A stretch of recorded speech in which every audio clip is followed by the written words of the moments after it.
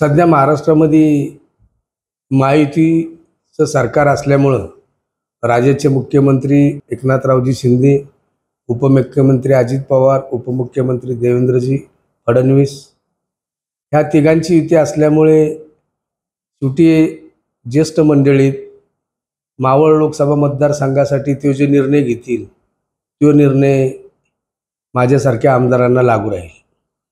खरं तर इलेक्शनला अजून 2-3 महिने बाकी असल्यामुळं या निर्णयाची वाट बघणं हेही उचित राहील। सध्याचे मावळ लोकसभा मतदारसंघाचे शरंग बारणे खासदार म्हणून गेली 2 टर्म या ठिकाणी कार्यरत आहेत।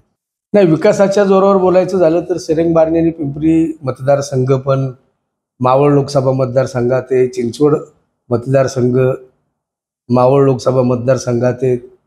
माझ्या इथं पण त्यांनी बऱ्यापैकी काम केलेले, खाली त्यांनी कर्जत, रायगड या ठिकाणी मावळ या ठिकाणी एक खासदार म्हणून मोदी सरकारमध्ये सामील असल्यामुळं आदरणीय एकनाथजी शिंदे, भारताचे पंतप्रधान नरेंद्र मोदी यांनी ज्या योजना राबवलेल्या आहेत त्याही त्यांनी या मतदारसंघात चांगल्या प्रकारे राबवलेल्या दिसून येत आहे। पार्थ पवारच्या बाबतीत मागच्या टायमाला मी राष्ट्रवादी काँग्रेस पक्षाचा आमदार म्हणून खूप काम केलेले। शेवटी आमचे नेते अजितदादा पवार यांचे ते सुपुत्र आहेत।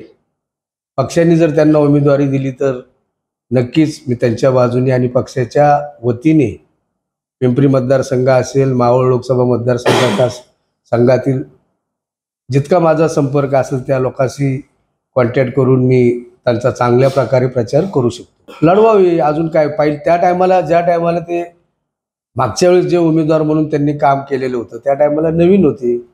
आता 5 वर्षापासून तेही मावळ लोकसभा मतदारसंघातील जनतेच्या संपर्कात आहेत। त्यामुळे त्यांनी जरी उमेदवारी लढवली तरी माझा नक्कीच त्यांना पाठिंबा असेल।